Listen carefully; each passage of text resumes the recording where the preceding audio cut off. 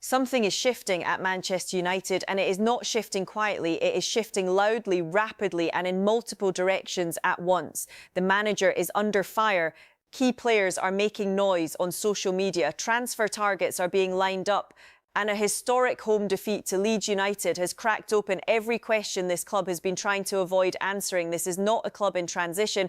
This is a club in a moment of genuine crisis, wrapped inside a window of opportunity.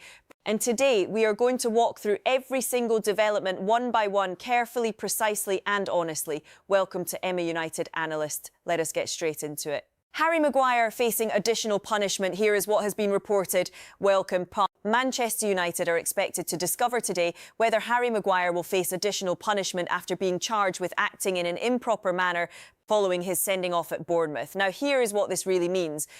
This is not just a disciplinary footnote. This is a player who is already walking a thin line at this club. Maguire being sent off is damaging enough, but the possibility of an additional charge for improper conduct suggests the situation on that pitch was worse than just a red card moment.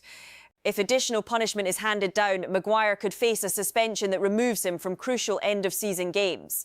With United still chasing a top-4 finish, every available body in defence matters. This development deserves close attention. Manchester United to appeal Lisandro Martinez. Red card. What has been confirmed is that Manchester United will appeal Lisandro Martinez's red card shown against Leeds United. Here is how I see this. This appeal is significant. It tells you that United believe the red card was wrong, not just unfortunate. When a club formally appeals a red card, they are making a legal argument to the Football Association that the decision was incorrect. If the appeal is successful, Martinez becomes available for future fixtures. If it fails, United lose him for at least one more game. Given what happened against Leeds, losing Martinez for additional matches would be a serious blow to a defence already stretched. The club is right to fight this. Alejandro Garnacho deletes Chelsea content on TikTok. Here is what happened. Alejandro Garnacho deleted all Chelsea-related content from his TikTok account and reposted 2 Manchester United videos with captions expressing that they miss him. Let me break this down for you. Now, this is one of the most interesting social media moments in recent Manchester United history. Garnacho has moved to Chelsea. That is a confirmed fact. But his social media behaviour tells a story that goes beyond the football. Deleting Chelsea content and publicly reposting Manchester United tribute videos is a statement. Whether it is emotional nostalgia or something more deliberate, it sends a clear signal. This is a young player who perhaps did not find what he expected at his new club.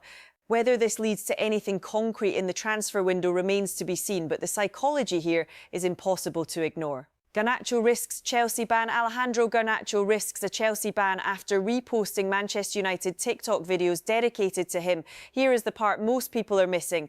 This is where the situation moves from social media drama to a genuine professional problem for Garnacho. Most professional football clubs have social media conduct clauses in player contracts. If Chelsea view his actions as disloyal or damaging to the club's image, there is a real possibility of internal sanctions. A ban, a fine, or even a conversation between club officials and the players' representatives could follow. For a player who is still young and still building his professional reputation, this kind of distraction is the last thing he needs. It was a risky move and it may cost him. What is really at risk for Manchester United right now? Before we go deeper, let me pause for a moment, because what you are watching unfold at Manchester United is not just one story.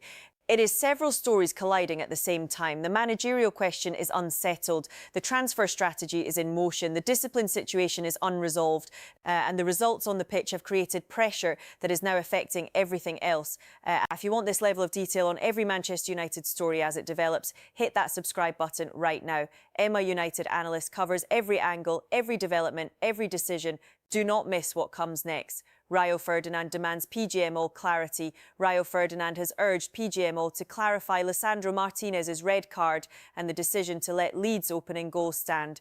Let me give you my honest take on this. Ferdinand is not speaking emotionally here. He is asking a precise question. How was the red card decision reached? And how was the Leeds opening goal allowed to stand? These are 2 separate officiating decisions from the same match, both of which went against Manchester United. Ferdinand demanding public clarity from the Professional Game Match Officials Limited is a legitimate request. Supporters and analysts deserve to understand the reasoning behind decisions that affect the outcome of Premier League matches. Whether PGMO responds or not, this call for transparency reflects a wider frustration at the club and among its supporters.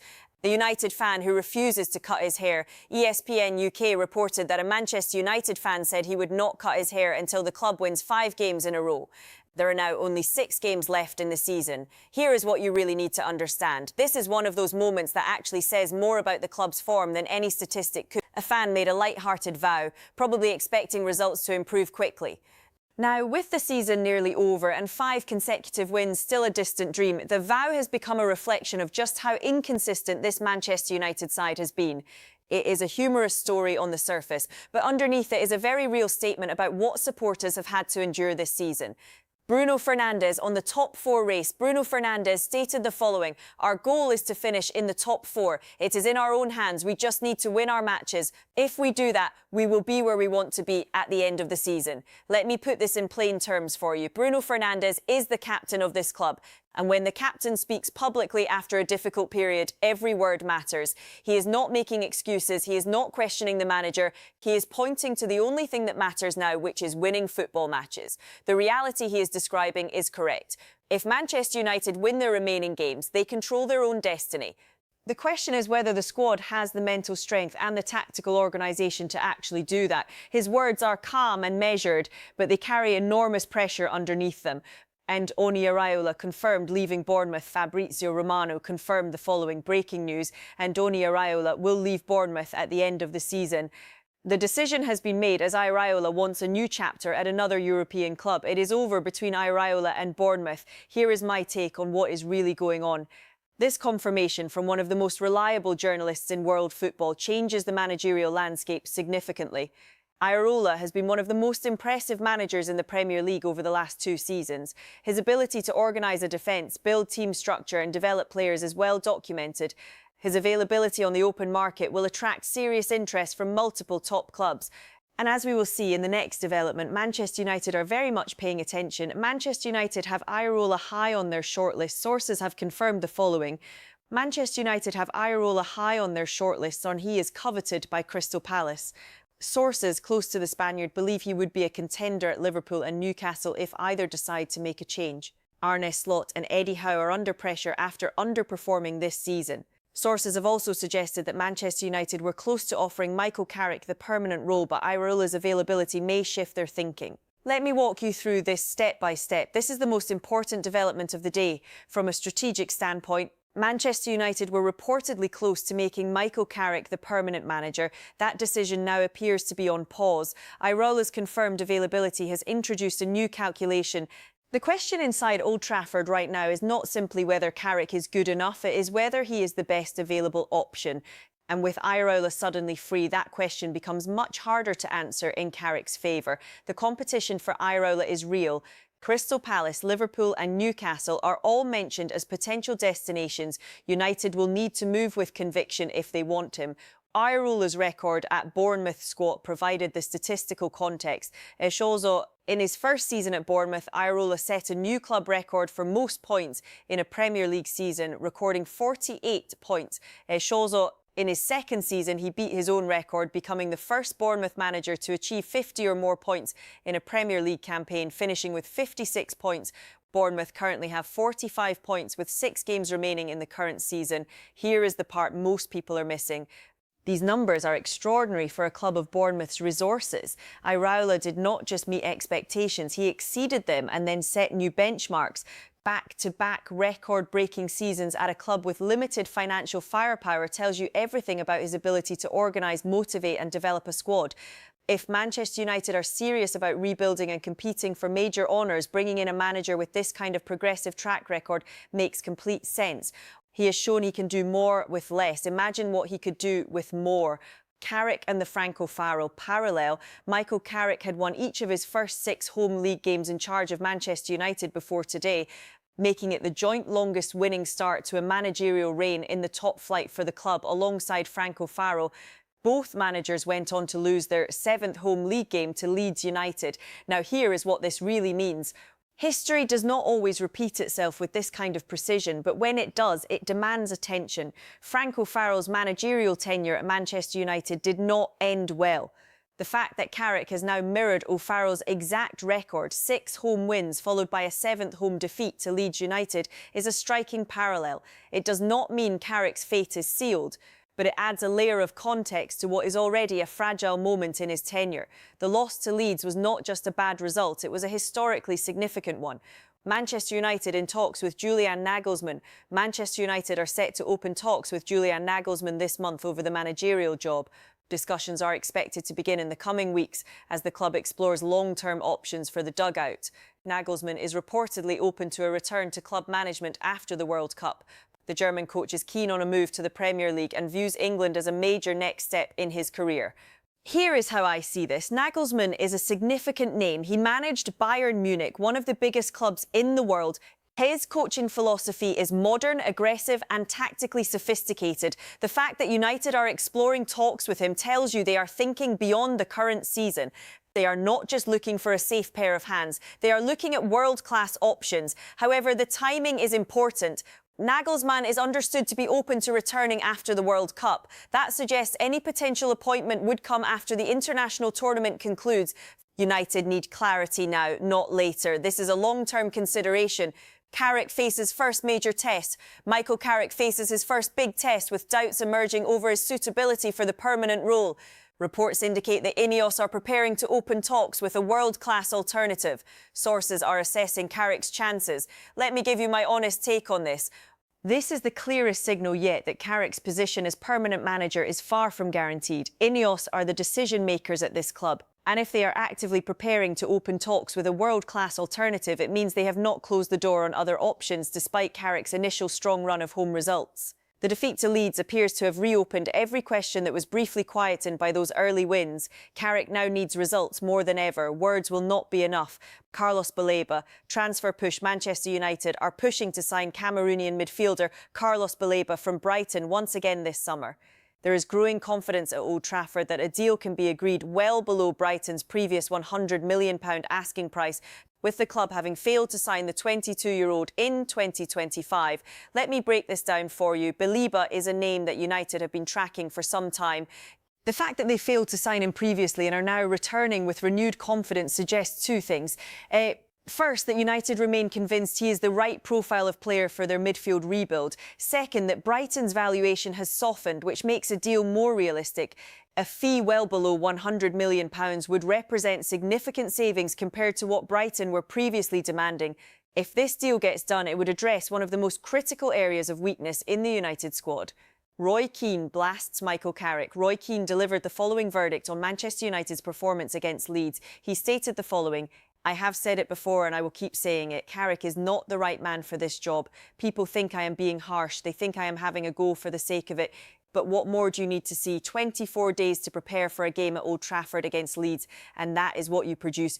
The midfield was non-existent, especially in the first half. No energy, no quality. When you start a game that slowly, it is hard to recover, and United never looked like they had that response in them. This club demands standards, and right now, under Carrick, those standards are miles off. He is not the man to take Manchester United forward. Here is what you really need to understand. Roy Keane is not someone who speaks without conviction. He was one of the greatest midfielders in Manchester United's history. He understands the standards required at Old Trafford better than almost anyone. And his criticism of Carrick here is not personal, it is professional. He is pointing specifically to the midfield performance and the lack of intensity in the first half. 24 days of preparation for a home game against Leeds, and the team produced that level of performance. That is the detail that makes Keane's point so difficult to dismiss. You cannot defend a preparation period of nearly a month followed by a performance that lacks energy and structure. Goncalo Inacio on Manchester United's radar. Manchester United are closely monitoring Goncalo Inacio after his standout season at Sporting CP, especially in the Champions League. Clubs including Liverpool, Chelsea and clubs from Spain are also interested, with his €60 million release clause reported to be negotiable. Let me put this in plain terms for you. Inacio is a left-footed centre-back who has been outstanding in European competition this season. If his release clause is genuinely negotiable, that opens the door for a more affordable deal than the €60 million headline figure suggests. United's interest here is logical. Their defensive options are limited. They need quality, left-footed cover in central defence. Inacio fits that profile. However, the competition is serious. Liverpool and Chelsea are not clubs that lose transfer battles without a fight. If United want him, they will need to act decisively and not simply monitor from a distance. Bruno Fernandes post-match Instagram message. Bruno Fernandes posted the following on Instagram after the Leeds defeat. Tough night at home. Time to reset, bounce back and stick together for the next games. Here is my take on what is really going on. Fernandes chose 3 specific words: reset, bounce back, stick together. Each one is deliberate. Reset means acknowledging what went wrong without dwelling on it. Bounce back means committing to an immediate response. Stick together means he is aware of the pressure the squad is under and is asking for unity rather than fragmentation. This is leadership language. Whether the squad responds to it on the pitch is the only thing that matters now. Statements are easy. Results are the proof. Noah Sadiki transfer interest. Manchester United are showing strong interest in Sunderland midfielder Noah Sadiki, with several top clubs also monitoring his situation closely. Sunderland are reluctant to sell, viewing Sadiki as key to their project, while United are expected to keep pushing ahead of the summer window. Let me walk you through this step by step. Sadiki is an emerging name and his profile fits what United need in midfield. However, Sunderland's reluctance to sell is a real obstacle. Clubs that are building a project tend to resist selling their most important players until an offer is simply impossible to refuse. United will need to determine exactly how much it will cost to convince Sunderland to part with him and whether that figure fits within their transfer budget this summer. The competition from other top clubs adds further complexity to this pursuit. The situation at the goalkeeper position inside Manchester United is becoming clearer. With Sene Lammens now established as the undisputed #1, the club intends to move on from Andre Onana at the end of the season. Onana has been on loan at Trabzonspor and wants to return and fight for his starting place, but the reality is that his ambitions and the club's plans are simply not aligned. The more immediate departure, however, is Altay Bayındır. The 27-year-old has reportedly reached a principal agreement on personal terms with Besiktas. Bayındır almost joined the Turkish club during the January transfer window. A mid-season move made little sense to Manchester United at the time because he was providing adequate cover behind Lammens, but the situation this summer is entirely different. With Lammens firmly established and the club prioritising other areas of investment, Bayındır will be allowed to leave. United are not expected to stand in his way. Besiktas are expected to officially announce the transfer once the season concludes. What this tells us analytically is that Manchester United are streamlining their goalkeeper department. Keeping 3 senior goalkeepers was always a temporary arrangement. The permanent solution now appears to be Lammens as the clear #1, with a different backup arrangement being constructed. The Bayındır situation wraps itself up cleanly enough. He wants to play. A Turkish club wants him. United are comfortable letting him go. The fee will not be significant, given he arrived for just £4.3 million 2 summers ago. The more complicated exit is Onana. A player of his profile and his contract demands will require a more substantial negotiation, but the direction of travel is clear. Manchester United's goalkeeping situation is being restructured from the top down, and Lammens is the man they believe in. Eduardo Camavinga and the Real Madrid. Reality, the interest from Manchester United in Eduardo Camavinga has been confirmed through reliable channels. Early conversations were initiated. United asked to be kept informed on his situation. Chelsea are tracking him. Liverpool have a strong interest. All of that is real. But here is the part that matters most, and it changes the entire picture of this transfer story. Fabrizio Romano has been very clear. As of today, Camavinga is not actively trying to leave Real Madrid. His agents are not offering him to clubs. Real Madrid are not pushing him out of the door. He loves Real Madrid and wants to fight for his place at the club going forward. Now, let me give you the full analytical picture. Camavinga is 23 years old. He has had injury problems across the last 2 seasons. His performances this season have been described as underwhelming. Real Madrid paid a total of €40 million to Rennes for him back in 2021. He is not an untouchable player at the Bernabeu. If a significant proposal arrives, Real Madrid would be willing to listen. But here is the critical distinction. There is a wide gap between a player being available and a player wanting to leave. Camavinga falls into neither category cleanly right now. He is not available because Real Madrid are not selling. He does not want to leave because he loves the club. But if the right offer arrives and the player becomes open to a move, the negotiation becomes possible. What this means for Manchester United is the following. If United are serious about Camavinga, they cannot simply express interest and wait. They would need to make an offer so compelling that it changes both Real Madrid's position and the player's own thinking. That is a very high bar, and there is no guarantee it can be cleared. The evidence also suggests that United are not alone in this. Chelsea are involved. Liverpool have a strong interest. Paris Saint-Germain have been mentioned in other reports, though there is no confirmation of active pursuit. If Camavinga does become available, the competition for his signature will be fierce. The realistic analysis here is this: Camavinga is a target of interest, not a target of active pursuit. United are monitoring the situation, as clubs at their level should, but building a summer transfer strategy around a player who does not want to leave his current club would be a serious mistake. There are other options on the table, including Baleba, Sadiki and others being tracked, and those situations may prove more straightforward to navigate. The Camavinga story is one to monitor carefully as the summer approaches. But as of today, the facts point to a player committed to Real Madrid and a club prepared to keep him unless the financial argument becomes overwhelming. The bigger picture at Manchester United, stepping back and looking at everything together, what does all of this tell us about where Manchester United are right now? The club is operating in a period of genuine uncertainty at every level. The manager's future is unresolved. The transfer targets are multiple and varied. The on-pitch results have created pressure, and the decisions being made right now will define the direction of the club for years to come. Carrick is managing without a clear mandate. The defeat to Leeds United damaged his case for the permanent role. Roy Keane's public criticism carries weight, regardless of whether it is comfortable to hear. Ineos are exploring alternatives, including Iraola and Nagelsmann. The situation is fluid and it is moving fast.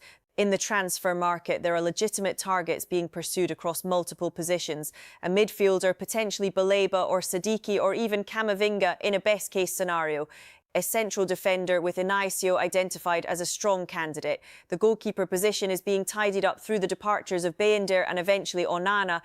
And perhaps most importantly, Bruno Fernandes is asking his teammates and his club to stay united. His message after the Leeds defeat was measured and purposeful. He is not panicking.